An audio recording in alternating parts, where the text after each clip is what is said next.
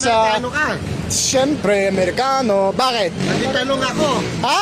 May tanong ako. Ah, Baka mamaya magalit ka. Joke lang ito. oh, sige, sige. Totoo bang Amerikano supot? So, lahat! Lahat! Lahat! Oh, gusto mong tignan? Oh, sige, sige, bahala ka dyan. Bastos, guys!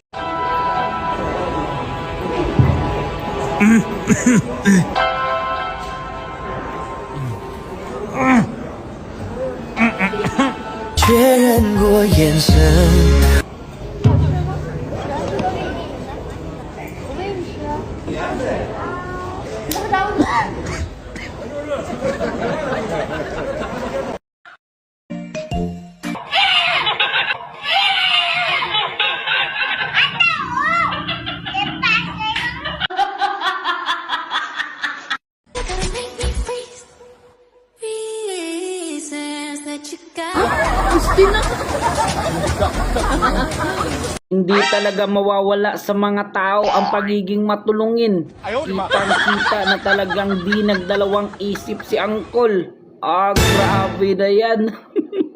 Ayos ka, Kol. Napakatulungin mo. Ah.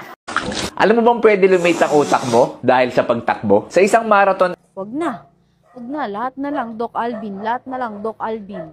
Iyoko na. Di na lang, di na lang.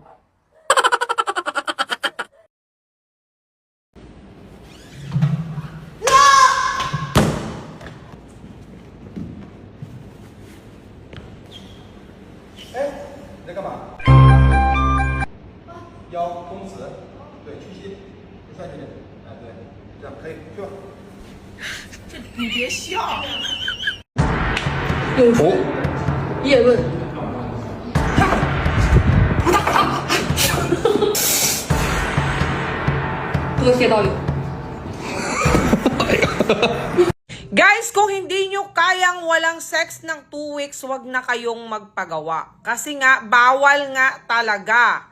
Diba? Ano mangyayari sa titi nila? Papangit yung shape ng titi nyo at may possibility na may infect or puputok. And then yung iba, papangit talaga, nagmumukhang pagong or nagmumukhang ano ba yun? Yung snake na nasagasaan. So, wag niyong gamitin. Ilang weeks? Dapat 2 weeks max, 1 month. Kung kaya nyo naman 1 month, then go na sa 1 month. Pero pinaka-safe talaga, kung pwede nga mga 20 days, yarn, magtiis kayo. Hindi lang pagong, mukha din na ahas na cobra na nakalunok ng frog. Ganon guys yung mangyayari kapag ginamit nyo nang wala pa sa oras. Kaya kailangan, antayin nyo talagang gumaling siya bago gamitin. Huwag matigas ang mga ulo kasi yung ulo nyo sa baba ang titigas.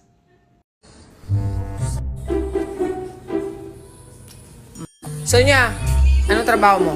Tagahila ng titi. Odette, anong trabaho mo? Krisa, anong trabaho mo? Tagalinis ng titi. Cindy, anong trabaho mo? Tagapagparelax ng titi. Si Mark, model ng titi. Ay, model ng titi. Pero marami na nakagamit.